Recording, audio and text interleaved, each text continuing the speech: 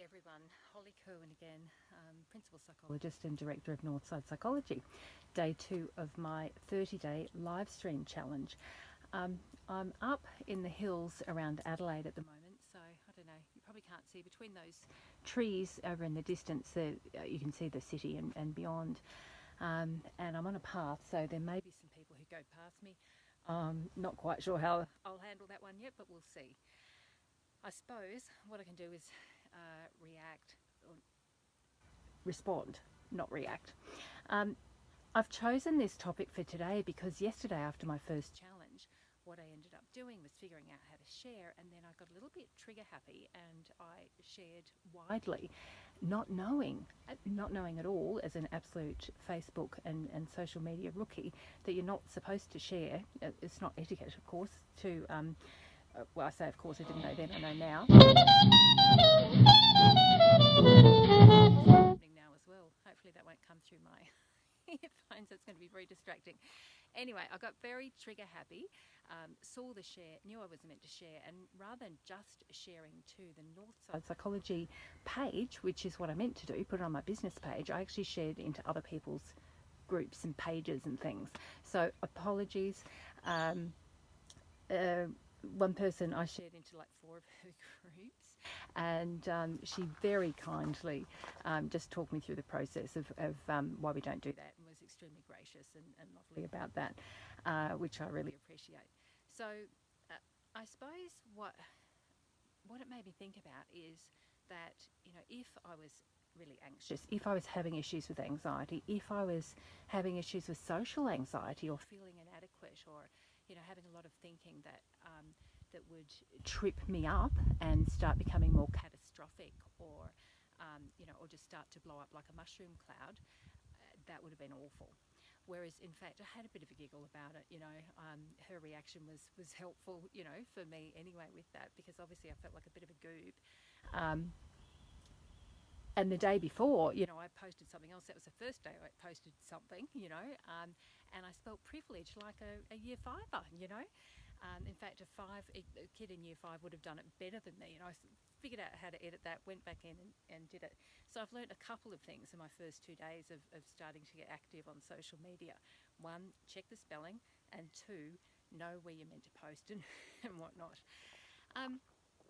What it did make me think, though, is that what could have happened if I was really anxious about it, or didn't know some of the techniques that I know, is that it could have made me go back under the social media rock from whence I've come. So it could have blown up. I could have become, you know, more hooked into the fight and flight response, and I can feel it now, right? In fact, I may as well go with what's happening right now rather than what happened before. I can feel my heart rate is elevated because this is so foreign for me, you know. I can feel, I'm not shaking, but I can feel some vibration in my hands, and that's not usual for me. Now, if I didn't know that it's just adrenaline and cortisol that's pumping around my system, that's there for a very good reason. It's there to help me, you know, escape a difficult situation or whatever. It's there to help me survive. Then I could freak out about it, and that would actually just whoosh it up even further. Or if I'd been in a position, I haven't been someone who's had panic attacks, but I've certainly worked with lots and lots of people who have had panic attacks.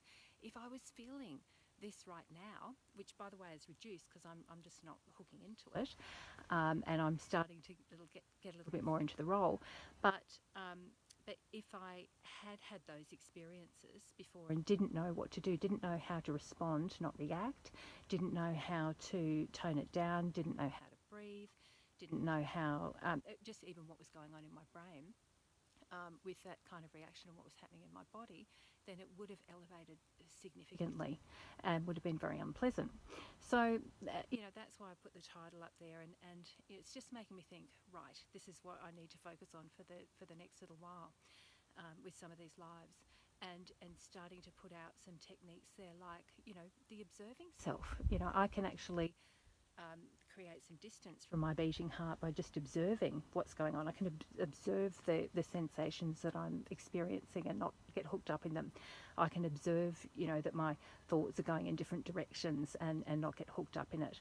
I can observe all of the kinds of responses and reactions I'm having and not get hooked up. And that's a huge part of what we do as clinicians, as mental health clinicians, is help people develop those skills so that they can ultimately lead a better life. It's all about maximising quality of life.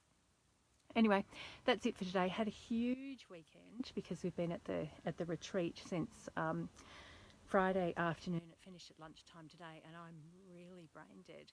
And now my battery's low. I don't know. I'm assuming that's not going to show up on your screen. But brain dead. So I think that'll be it for my challenge today. But I will be back tomorrow with some more. Okay. Have a good night, everyone. Bye.